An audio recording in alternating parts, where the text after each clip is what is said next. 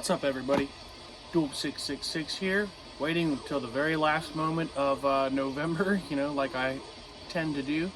And as promised, y'all, I have a all 90s slasher update for you guys.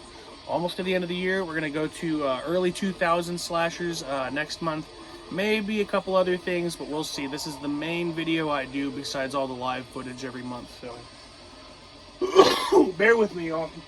And you hear me coughing already. I've chosen to forego any smokes today, just so that I could speak, because I'm just not ready for it. My lungs are all fucked up. I'm full of phlegm, so when I smoke, I just cough continuously for like an hour straight. So yeah, no smokes today, but you guys know I can't go without a cheersy poo, so drinking some Blue Moon today. Some friends brought it over to my parents on Thanksgiving, and I'm just kind of finishing them up. So cheers, everybody. Also, big mention, today's music is Servile Conceptions from LA. It's like brutal blackened death metal. Saw these guys like 10 years ago in my hometown here in Banning, California, at a bar show. They fucking ripped so hard. Since then, they've been through some member changes and all sorts of blah, blah, blah. And they've just re-released their original EP. What is that shit called? Yeah, Procreations of Defilement.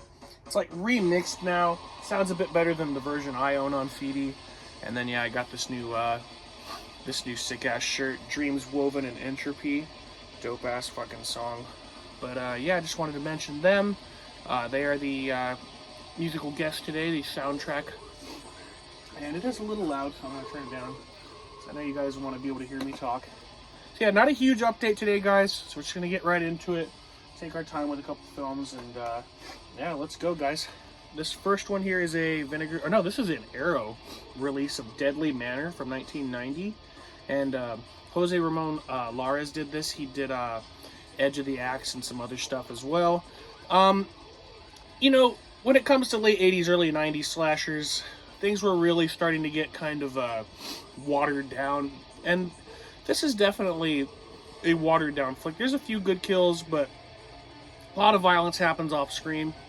It does have a really, really cool setting. The old manor that this is set in is really fucking creepy. The killer is really fucking creepy, and honestly, I just really like it. Like, I don't mind a mainly bloodless slasher as long as it's creepy and the cast is likable, and I think it accomplishes that. Plus, this Arrow looks amazing. The picture is fantastic. They really did a great job with this. And yeah, I would have to say, slasher diehards, get your hands on this if you have not seen it yet. Great, great release of it. I'm going to make some room for all this stuff. Okay, this one is a Vinegar Syndrome, guys. This is Pledge Night from 1990. This is a collegiate slasher, like supernatural slasher. We've got a lot of like Nightmare on Elm Street vibes here, like very supernatural. This is really, really micro budgety as well, you can definitely tell. Plus there's a lot of Anthrax songs in the soundtrack, as well as Joey Belladonna, the singer of Anthrax at the time. He's actually got a small cameo in this movie as the killer before he's resurrected. So yeah, like, this is pretty cool. As far as collegiate slashers go, there's some really cool kills here. There's some imaginative like effects and shit. Really, really, really cool fucking effects. But most of all, I've noticed that like, as far as hazing in college movies goes, this one probably has like the most hazing I've ever seen for a collegiate slasher. Like, they're just treating these fucking new people like trash, man, making them do the most ridiculous, horrible fucking shit. And then everyone starts getting picked off, and I think it's a really, really good time. It came out right in 1990, so it feels like an 80s slasher still, but it's technically a 90s slasher, and I dig it. And of course, these bastards are giving me ads already. YouTube can suck the fattest cock known to man. Anyways, here we go. Pledge Night. Definitely go check that out. That's a lot of fun. I think that was like definitely one of the funner ones of the update. Okay, we're doing a little different things today, mainly Blu-rays for a change, guys. And this DVD, the only DVD of the update, is actually a boot, and I don't have any artwork for it yet. I'm going to make artwork and a spine for it, but this is a boot of, I don't know if you can read it there, The Night Brings Charlie from 1990 as well, and I have the artwork loaded up on this phone here so you guys can at least get a shot of the artwork there. Really, really cool artwork. Really, really bad slasher film. It's really, like, it reminds me heavily of, like, Moonstalker, like that kind of, like, low-budget mess. I think this one's a bit messier. Like, there's really not a lot of great kills here. The story at the end just really starts to fall apart and get really stupid. But, I don't know, slasher completist, I definitely would say you should probably go out and find this still. I'm not sure if there's a better release of it now. I tracked this boot down like a year ago, and there's a possibility that something has come out by now, but I'm not really sure. This is the only way I was able to find it. So yeah, like, only for the diehards, The Night Brings Charlie. Yeah, I was really sick recently, guys, so forgive me for all the phlegm and blah, blah, blah that you're going to hear as I fucking talk. So here's another Vinegar Syndrome back to Blu-rays. We have Auntie Lee's Meat Pies. This is like the precursor, like, to House of a Thousand Corpses. I feel like Rob Zombie, like, saw this film and he just said, I'm going to make that film again. Like, he just directly lifts so much out of this film. Character names, plot devices, all sorts of shit. Even tons of the fucking actors from House of a Thousand Corpses and Devil's Rejects are in this movie. Michael Berryman, Karen Black, a character named Baby. Like, there's all sorts of just mirrored shit from that movie. That being said, I would say House of a Thousand Corpses is, in my opinion, still a little bit better than this. I really do like that movie. I do like this one as well. This one is just really, really wacky at the end. It gets very, very strange.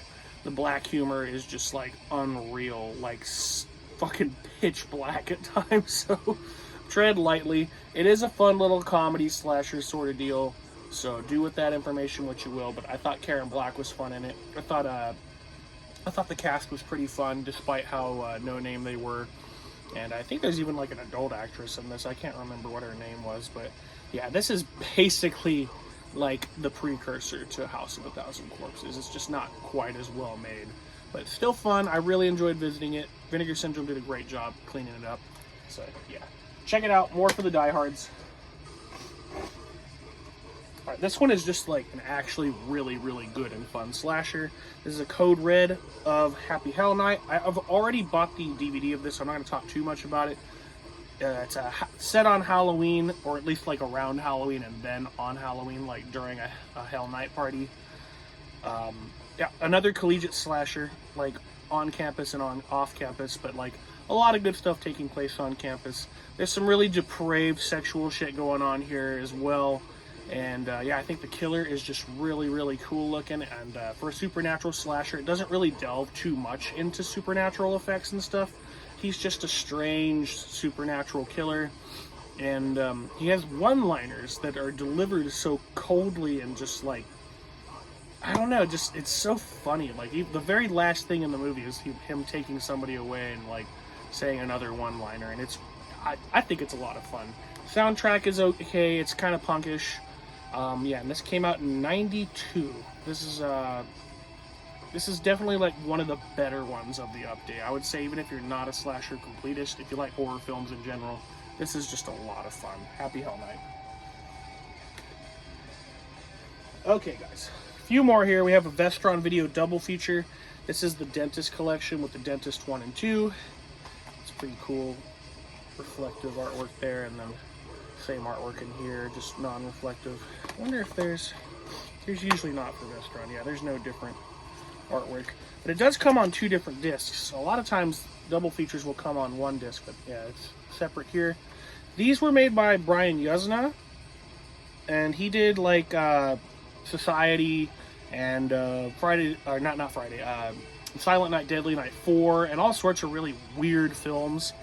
He's definitely got like a body horror sort of deal going on with most of his stuff, and this is no different. This is a slasher, but there's definitely a lot of body horror shots in here where he's just mutilating people's mouths and stuff.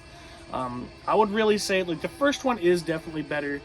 Neither of them are great, but I think that they're both about the same. The first one's just a little bit better, and definitely for the diehards, because this is more of like rental store trash. This really didn't follow like a lot of the tropes of the post-Scream slasher sort of deal, where slashers were revived in the mid-90s and stuff. And I feel like this really just like plays off of like late 80s cheesy ass slashers still, and that's kind of why I like it. Like I like those a little bit better. I've never been the biggest fan of Scream. I've watched every one of them. I'll own every one of them, and I'll probably watch, you know, all of them until I die repeatedly, but just not nearly as much as my favorite 80s stuff. So there you go. Do with that what you will. Late 90s, mid to late 90s slashers that still ooze of just 80s cheese. The Dentist and The Dentist 2. Alright guys, if we can just beat the ad here. You know what makes my firm different? We focus on you. Nothing makes your firm different. Yeah. Your story, how this accident has impacted your Alright. This is my favorite Servile song as well, so you know, wet my lips here, wet my fucking palate. I don't know if I mentioned earlier, but my band Green Terror, we played with these guys last night, about 30 minutes from where I live at a brewery. Really, really cool to see them again, so definitely check them out. Okay, guys, that post-Scream sort of shit that I was talking about, 1999's Cherry Falls encapsulates it completely.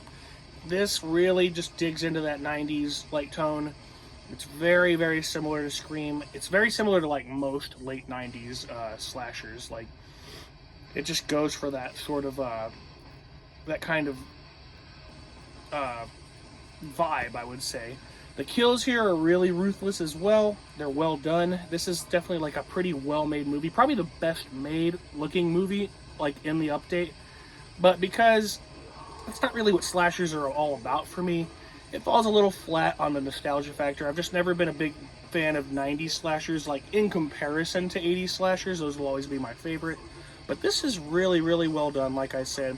Great characters, interesting twist, and then the ending is just completely bonkers. Like a super, super fun climax at the end. And the killer is just like, he's just piling up the bodies and shit. It's a lot of fun. This was a Scream Factory Blu-ray, and it looks really, really good.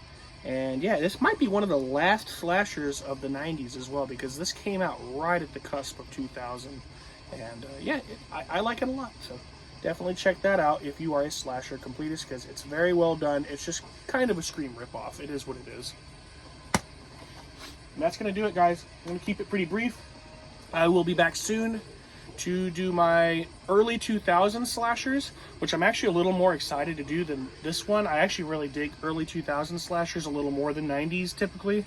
It's just when I started collecting in the early 2000s, and a lot of those films that I found back in the day are super nostalgic to me now that I'm here 15, 16 years later, and I still get to watch them and remember, you know, what it was like to show them to my friends and stuff, and really just like getting just balls deep into horror at the time. So yeah, guys, really excited for the next update. I hope everyone had a lovely Thanksgiving or holiday or whatever you guys ended up doing, and you know, just mad love to everyone. Thank you all the new subscribers. We're getting close to 1,000, guys. It's coming slowly but surely. So yeah, I will see you guys again soon. Be good to yourself, be good to your loved ones, and yeah, keep on creeping, keep watching horror films.